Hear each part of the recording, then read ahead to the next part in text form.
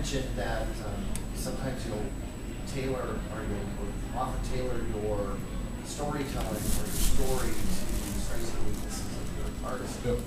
Can you describe perhaps some of the perceived strengths and weaknesses of, say, Becky or Ryan or Ricardo, and things that you might have done to adapt to the story? Let's see. Yeah. No, I know. Okay.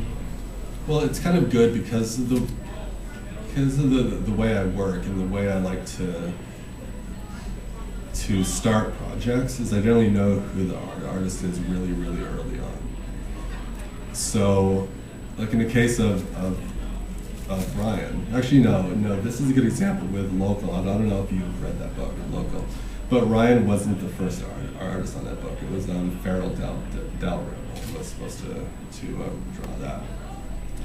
And so I had a lot of plans for that book, kind of based on Farrell's thing, for lack of a better term, like what he does, which is, his stuff is really, I mean, there's like a fanciful nature to it. I think Local would have been a little trippier, for lack of a better word, a little more surreal. Then when Farrell left me to go do a mega book at Marvel, which I couldn't blame him for, I found Ryan, who I barely knew, and I only knew his Lucifer work, and I knew he was like finishing over Peter Gross's pencils. And I really didn't have a sense of what Ryan was going to give me. He did a couple of sample pages, which he'd be more mortified if I ever showed anybody, because they just really, I mean, he didn't. I think he was still sort of like trying to figure out what his voice was after spending the last 7 years working like Peter Gross. And he did samples, and his faces were well, first of all, his insane level of detail, his background detail was one thing that really jumped out at me.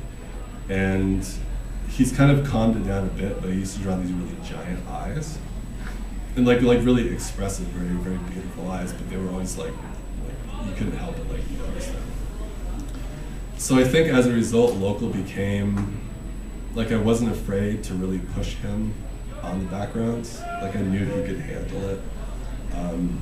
That book really became way more local, you know, in terms of like, you know, setting it in real life places than I think it would have been otherwise. And you know, then you know we've worked on other stuff since, and I know he can handle like the really subtle emotional scenes, like I write these crazy things for him, which I know is bad when I'm writing them, but I'm like, this person looks with a mixture of like sadness and regret and a little bit of uncertainty. And it's like, I don't even know, as I'm writing that, I don't even know what I'm saying. I know what Ryan is gonna do with that, you know, and he always does. I can give him like things like that, and he'll communicate it. It's actually like amazing. I love that guy's stuff. So yeah, that's an example where Local became quite a different book than I think it would have been otherwise. And like I think I might have written just like a Popcorn War-esque thing for Farrell, honestly. Let's see. I mean, Becky can handle anything I throw at her, so I do. She can kind of adapt her style to anything. And also the latest DMZ issue, which I don't know if everybody's read because it's a single issue. Nikki Cook drew that. She's like somebody I know in New York who doesn't have a lot of credits. And I wanted to work with her solely based because I knew she could draw Z's face really, really well, even if she couldn't draw other things. So I said, well, this is an issue about Z, it's going to be like a personal issue, and I know she could do it based on that. So I just kind of made sure I didn't give her like the huge New York cityscapes that I might have given Ricardo, you know. So, yeah. So you just like, I mean, I like working with people I already know, because I do know them really, really well, and I kind of like have a sense of how far I can push it without them getting mad at me, or without them saying they're mad at me anyway. For all I know, they'll hate me. Be surprised. how far along, like, do you have a whole story planned out when you write? Like when you write Northlanders or DMZ, when you do a story arc, are you planning like issue 60? Do you already know kind of what's going to happen in the long run? DMZ, when I pitched the book, I didn't know how to end it. I had to write something in the pitch document, and I just made up an ending because I had no sense of writing a 5-year book because I knew I was going to have other ideas as I went. So I just didn't worry about it, and I just kind of kept it one arc at a time. And around the time when I wrote the volume 4, I began to sort of see, okay, well, I'm going to be hitting the halfway point in like the next year, so I got to really figure it out. So at that point, like I wrote I outlined in very general terms, like how I was going to end the entire thing.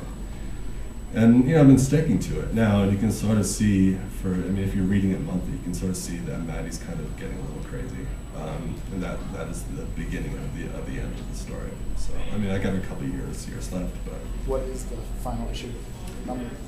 It's gonna be probably 66 or 70, somewhere in that range. I think I sort of outlined it to 66, but there's always like the so I think about 70 issues is my best guess. And I'm at 41 now. I just want to say the single issue of the spray painter, the Tiger guy, was one of my favorites. So thank you for that. That was awesome. I really it's kind of a shame because that was like during a really bad crunch time, and I really think Ricardo would go back and draw the issue again if he could. We had like a really bad scheduling screw up there. But yeah, no, that's one of my favorite ones too. Yes. You ever miss? Nice shirt. Thank you, sir. I designed that shirt for that store. I've been wondering. There were very nice people there. I called them up and they said, "Brian would make you the shirt." Yeah. Talking about your art that used to be graphic designer with Rockstar. Do you ever miss that work at all, or is that just something you did? I do. I really do. It's and for people that don't know, I worked for 4 years at Rockstar Games.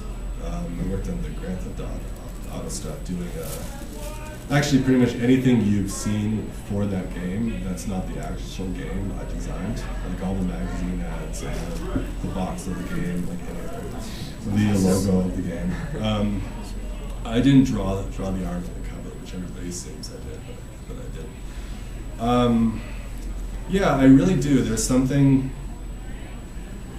fun about getting like somebody else's art and designing something with it, as opposed to constantly working on my own stuff. It's kind of like it's just like a different change of pace. And I design all the covers of my books, even if someone else does the art. I do all the logos and I lay it out and everything. So I do a bit of it, but I really wish I had time, like to actually take on work, and to do other graphic design. Because now pretty much like 99% of my time is writing.